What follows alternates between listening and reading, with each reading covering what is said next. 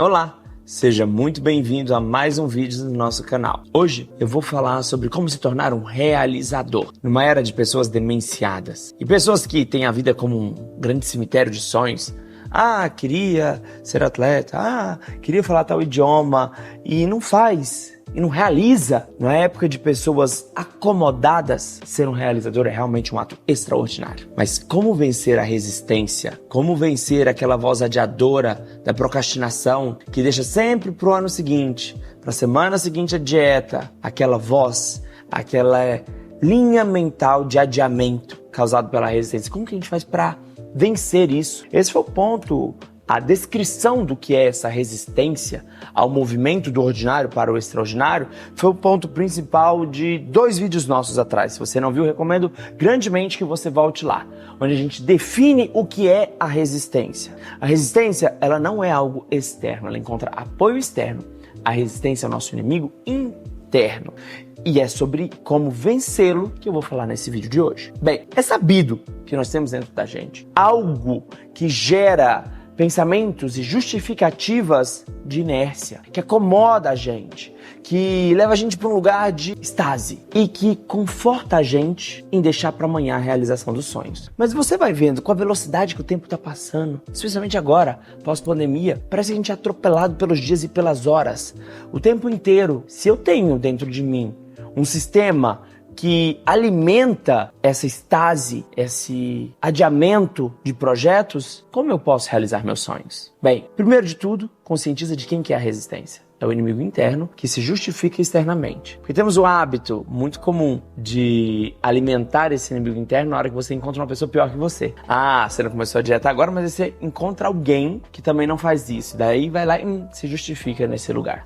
Mas fulano aquilo, mas beltrano aquilo, e se justifica nesse lugar. Então, o primeiro lugar é identificar quando esse tipo de movimento está acontecendo com você e está adiando os teus sonhos. Está adiando o teu projeto. E para se tornar um realizador, uma pessoa que vive seus sonhos, que tem entusiasmo, vontade de viver. O entusiasmo, gente, é muito diferente da empolgação. O entusiasmo, ele te dá motivação e ele pode durar uma vida inteira, em Deus, ter Deus dentro. Totalmente diferente de uma pessoa só empolgada. A empolgação, ela corre o risco de acabar daqui a pouco e daí você tem que ficar procurando outra coisa. Normalmente a empolgação está ligada a motivos, projetos, ambições que estão ligadas somente a um reconhecimento material. Reconhecimento ou um ganho objetivo material frente ao projeto que você pegou. Você fica entusiasmado, esse entusiasmo pode durar uma vida inteira quando você linka ao seu projeto a transformação que você vai viver, o ser que você vai se tornar. Então, o ser viabiliza o entusiasmo, que é aquela força que vai durar sempre.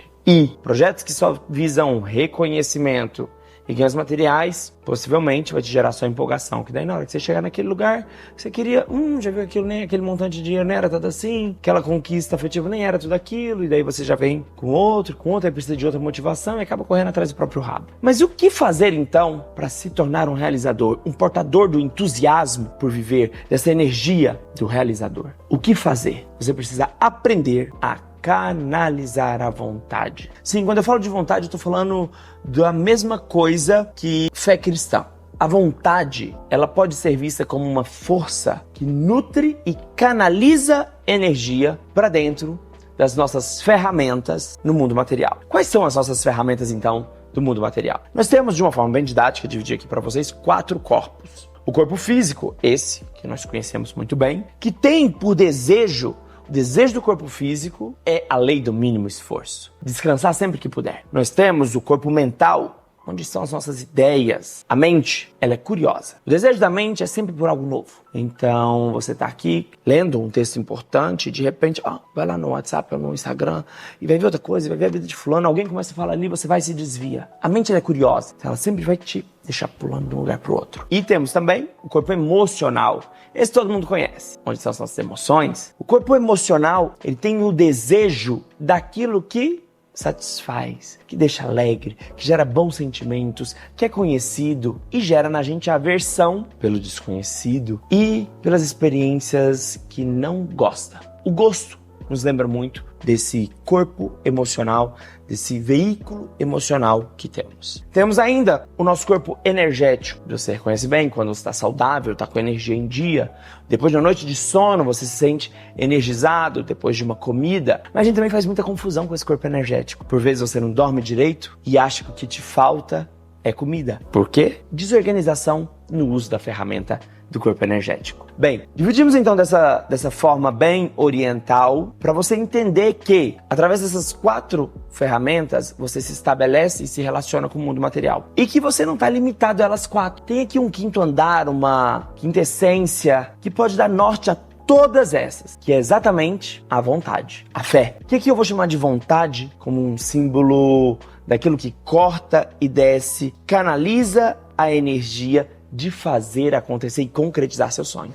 Para ser um realizador, então, você tem que aprender a lançar mão da vontade. A vontade é aquilo que sintetiza potencialidades humanas, que vai fazer você ir além da obviedade, que vai fazer você ir além do ordinário para o extraordinário. Então, eu preciso entender que a vontade, ela é aquilo que os indianos chamam de Atman. O Atman, essa fagulha divina dentro de nós, é o poder divino de despertar na gente, de sintetizar poderes extraordinários, habilidades extra-regulares. E Platão costuma dizer uma coisa muito interessante, que nós precisamos ser heróis. E o que é um herói para Platão? É aquele indivíduo que tem uma vontade e um poder de realização acima do homem mediano. Para você entender o quanto precisamos de muito mais dedicação e compromisso com essa vontade, porque a nossa sociedade é uma sociedade de homens débeis. Tem uma debilidade. Você consegue ver isso pelos ídolos da nossa era. Olha bem se os ídolos da nossa sociedade são pessoas realizadoras acima de um homem mediano. A partir disso, você começa a refletir, quem são os meus heróis? Porque o herói, ele tem como finalidade lembrar a humanidade que ela pode ir além do mediano, ir além do ordinário e pro extraordinário. Então eu tenho que ter um foco, uma direção para canalizar aquilo que eu preciso para materializar meu sonho. Ora, se eu fico viciado em ter apenas o conforto das opiniões dos meus amigos, dos meus entornos relacionais, muito possivelmente eu vou me tornar um homem mediano. E não tem nada de extraordinário nisso. O extraordinário é aquele que escuta a sua alma, que escuta a sua vocação, que vai em busca dos seus sonhos, em fazer da sua vida um jardim de sonhos, e não um cemitério de sonhos. E quantas pessoas a gente não conhece que vive um cemitério de sonhos? Eu gostaria. Que eu queria ter uma experiência em tal país. Que eu gostaria de entender de arte. Eu queria tocar um piano. Que eu queria... entrei até na aulinha, fui lá um mês e parei. Essa pessoa que faz da vida um cemitério de sonhos. Queria ter a forma física assim, mas... queria. Essas pessoas não realizadoras, que têm até os 4 veículos. Um corpo saudável, a energia tá ok. Corpo mental tá ok. A habilidade cognitiva da pessoa é boa. A pessoa tem bom corpo emocional, mas uma debilidade da vontade que só quer alguma coisa se for dada, se alguém fizer por ela. Porque se ela for fazer, não. Quantos de nós não conhecemos pessoas assim? Que são tolhidas da vontade. São tolhidas desse eu divino que habita dentro delas, não se comunicam com isso. Não vivem seus sonhos. E digo mais, esse é o ser humano mediano, normal. Então muito cuidado na hora que você vai pedir conselhos a respeito de um risco, a respeito de dar um all-in, a respeito de mudança de carreira, de seguir seu sonho, com uma pessoa desse tipo. Não peça conselhos para uma pessoa que você não trocaria de lugar com ela. Vamos revisar quem são os nossos heróis, nosso entorno relacional. Existem muitas falácias que justificam esse lugar de mediocridade normal. Um deles é: o homem é fruto do meio. Será? Será que o homem é fruto do meio? Esse determinismo gera uma incapacidade de mutação, gera uma culpabilidade do entorno relacional, social, sobre o estado do indivíduo. Não é a ocasião que faz o ladrão, a ocasião faz o crime. O ladrão se faz sozinho. E a gente tem que ter isso conosco, para parar de justificar o nosso estado pela saúde social. Porque através desse Atman, dessa força de vontade interna, a gente consegue se fazer. Através de um alvo de quem me tornar, da determinação de algo no plano mental, no plano das ideias, da certeza de quem eu quero me tornar, você vem no plano físico e instala um ritmo de execução. Um ritmo para dar vida, porque o ritmo se faz, a vida se faz no ritmo. Então, através de uma convicção, de uma força bem estabelecida, esquerda de uma ideia no plano mental, você cria uma estratégia rítmica no plano da matéria para realizar isso. Assim você se torna um realizador. Então, através da vontade, você utiliza os seus 4 corpos, você utiliza essas suas 4 ferramentas, mental, emocional, física e energética, para desenvolver da vida para o seu sonho. Através de um ritmo. Que ritmo é esse? Que eu tanto falei no ritual no vídeo anterior. Que ritmo é esse de concretizar, de se tornar um realizador? Persistência e consistência. Persistência a fazer todos os dias. Consistência, se lembrar do motivo pelo qual você faz. Porque se você só tiver persistência, pode ser que você vai virar um mecânico, um apertador de parafusos, que chega em casa e aperta o parafuso e não sabe nem por que está apertando os parafusos. Agora, se você para, repete todos os dias e para, opa, por que eu estou fazendo isso? Ah, porque eu quero me tornar uma pessoa assim assado. Ah, por que eu estou tolerando esse tipo de situação? Porque isso faz parte da jornada de me tornar assim e assado. Se lembrar todos os dias do propósito do seu movimento vai te dar força para dar vida. Porque para dar vida a um sonho, eu preciso te fazer como um coração. Tum-tá, tum-tá, tum-tá. Ritmo. Tudo que tem vida precisa de ritmo. Dar vida para um sonho, sustentar um sonho precisa de um ritmo. E você consegue ordenar o seu corpo físico, mental, emocional e energético para trabalhar em prol desse ritmo se você tiver alicerçado na vontade. Nesse eu divino, nessa fagulha divina que existe dentro da gente. Se você se vincular a essa fagulha divina, pode ter certeza, você vai conseguir. Na Bíblia fala que se você tiver fé do tamanho de um grão de mostarda e pedir a um monte que se jogue ao mar, ele vai se jogar. Esse é o conceito de vontade, de fé cristã, que eu tô falando pra você que é necessário pra você se tornar um realizador de si mesmo. Uma pessoa que reflete a partir dos próprios valores e desenvolve uma personalidade coerente com aquilo que a sua alma quer que você faça. Então, o meu propósito com esse vídeo é, comece a escutar essa voz interna que gera tédio em um determinado momento da vida para te mostrar que talvez esse não seja o caminho, que gera os sonhos, os sintomas e as sincronicidades da sua vida para te dizer qual é o caminho de ser extraordinário, de realizar a si mesmo, de ser quem você nasceu para ser, de se conectar com a sua alma. Porque a nossa alma ela tem algo que é singular, que é único, e você precisa ter uma rotina, um ritual de escutar a alma, de se escutar, porque o guia é você. O orientador dessa jornada está dentro. Esse Atma, essa força de vontade que vai fazer você utilizar, mesmo quando as 4 ferramentas, corpo físico, mental, emocional e energético, não estiverem totalmente regulados. A vontade é tão forte que ela dá um jeito de se manifestar, mesmo quando uma ou 2 dessas ferramentas não estão tão potentes. Olha Steve Walker, olha a produção intelectual daquele cara. E o corpo físico dele não era um corpo físico na melhor das hipóteses, na melhor condição possível. Mas a vontade é tamanha que gera a potência da realização. Então, se conecte à vontade, mas a vontade ela vem com algo. A voz da vontade, essa voz do divino dentro, está preocupado com as suas mutações, com o seu processo de desenvolvimento pessoal, com a personalidade que tem que se desenvolver em você, mais do que com projetos que você tem para realizar, para ganhar reconhecimento e outros bens materiais. Não estou falando nada contra bem material e nem projeto, mas se o objetivo é só o ganho material e o reconhecimento, pode ser um estorvo. Agora, quando o objetivo é ter recursos, pode te ajudar. Entende?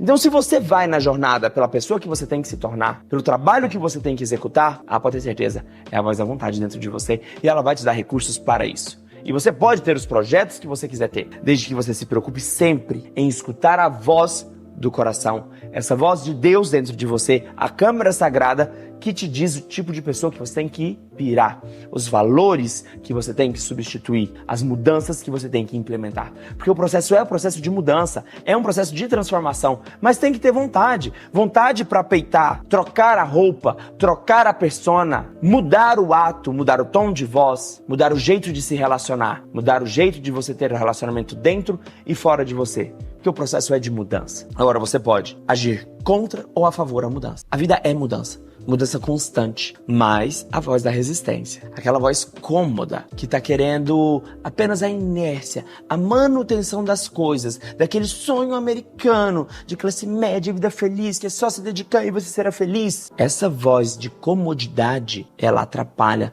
porque ela tem resistência à mudança. É a voz do nosso eu medíocre. do nosso ego medíocre, que não quer peitar a morte que é exigida na transformação. Porque para essa personalidade nova vir aflorar dentro de você, desse eu realizador, que realiza seus sonhos, que desbrava, que conhece novas culturas, que agrega, que soma, que é fator de soma na vida dos outros, vai exigir a morte de uma personalidade antiga, que era mais egoísta, que só pensava em meios próprios, para fins próprios, vai passar por um processo de reconstrução. Mas por vezes a reconstrução exige uma demolição. Mas quando você está vinculado ao processo de quem você quer se tornar, você aguenta, você peita isso. Então, para se tornar um realizador, eu tenho que saber que eu vou realizar a mim mesmo nesse projeto. Esse processo é um processo de transformação pessoal. E eu preciso estar conectado nisso, porque esse Atma, esse self, ele quer esse processo. Mas não são os seus termos, são nos termos da alma.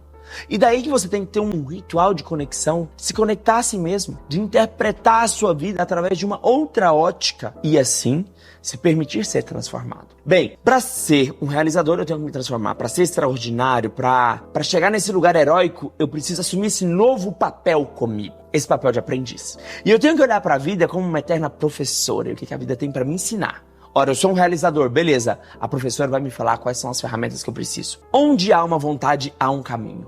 Então, quando você tem uma vontade forte, todas as coisas cooperam para o seu bem. Não é assim? Todas as coisas cooperam para o bem daqueles que amam a Deus? Pois é, quando você ama o processo estabelecido por Deus, porque é Deus que dá essa vontade dentro da gente, desse ser melhor que a gente tem que se tornar, dessas novas habilidades, desse comando do corpo mental, emocional e físico, a fim de um propósito maior que você, é Deus que dá essa vontade. Então, se conectar a ela é se conectar a Deus. A vida vai cooperar para você, vai te dar as ferramentas necessárias. Olha quando a gente tinha a história daquele príncipe que chega lá. A história é o seguinte, tem uma princesa que ela é sequestrada por um dragão, e daí o rei tá lá procurando uma pessoa, chega aquele menino franzino, despreparado, como nós somos despreparados para o lugar que nós vamos chegar. Então não se preocupe em estar preparado, tá? A jornada vai te preparar, essa é a jornada do herói.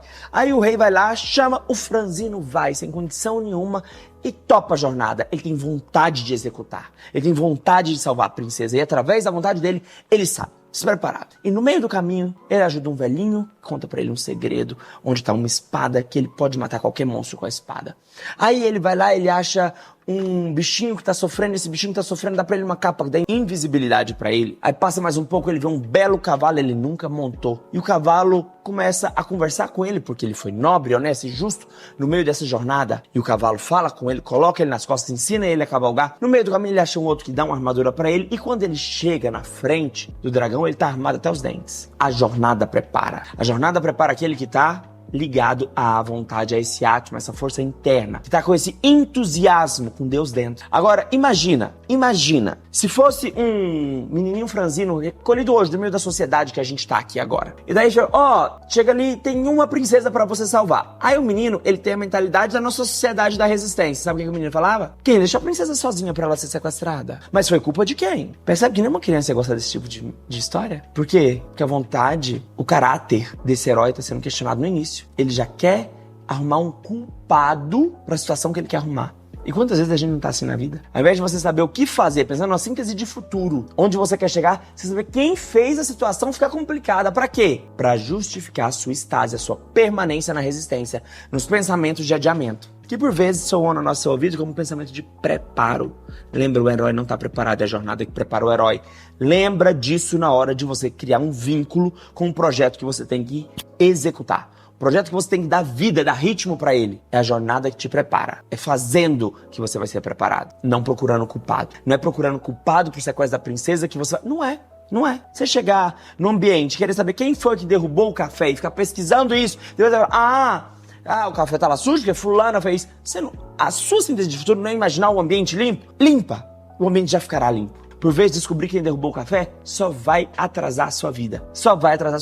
Mas vivemos numa sociedade regida por esse sistema de adiamento que a gente chama de resistência, que vai procurar culpados, que vai alimentar a estase. Imagina também que constrangedor seria a história desse mito se esse príncipe chegasse...